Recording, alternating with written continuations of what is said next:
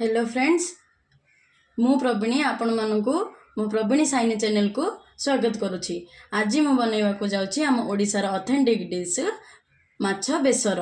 मु एठी half kilo रूपचंदी माछ नैछि। सेथिरे मु किछि हळदी गुंड और किछि लूण मिसै देछि। एबे चलंतु आकु फ्राई कर देनेबा।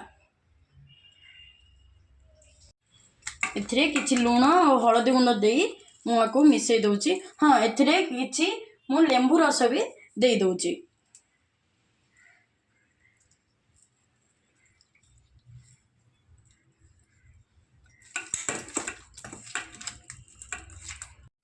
मु गैस ऑन करी किछि सोरिष तेल नै जाइछि। और से सोरिष तेल रे माछ भजा कले किंबा माछर कौनसी नॉन वेज रो आइटम सोरिष तेल रे कले बहुत भल लागे। सेते पई मु सोरिष तेल नै जाइछि। एठी माछ को पूरा फ्राई कर देबा।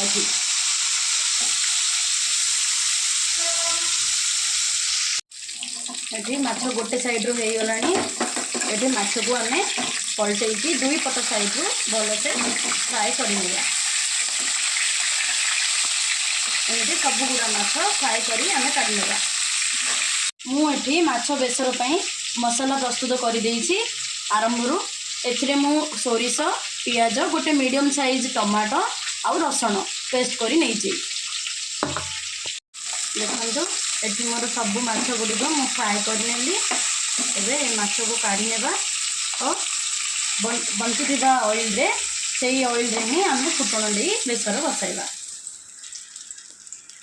एबे ए पैन रे ही किछि सोरिष किछि पान मधुरी और किछि मेथीर दाना देदेबा।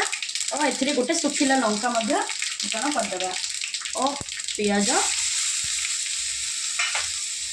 और करी पत्ता।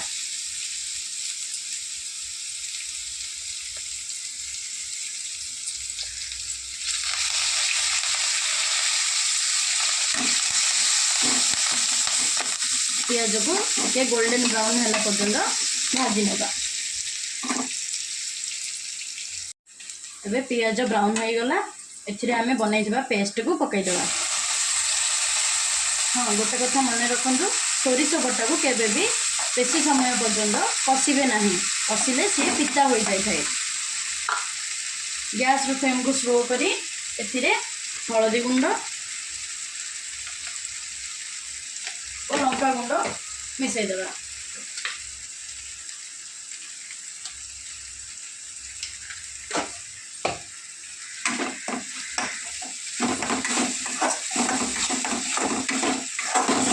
तापरे बेसी न कषि तापरे एथिरे पानी ऐड करनेबा। आपण जूस रखिबा को चाहुथिले टिके झोल रखिबा को चाहुथिले अधिक पानी देबे, नहले कम पानी देबे। देखंदो मोर एठी बेसर पानी फुटी गला। आ हम ओडिया घर रो बेसर माने आंबुल नहले कोन हबो। सेति पई मु एठी दुईटा आंबुल नैची। दुईटा आंबुल ऐड करूची और मु माछ भाजिला बेलू को लुण देइथिली। तेणु एबे बेसर जेतिकी झोल अछि माने जेतिकी पानी ता अनुसार मु एठी लुण ऐड करूची टेस्ट अनुसार।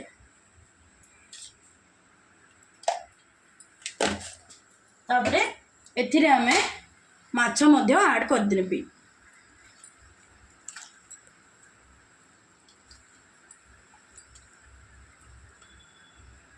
आपको 5 मिनिट फुटिबा पई छाड़ी देबी। 5 मिनिट पर आपको ये माछ बेसर हमर रेडी हो जिवो।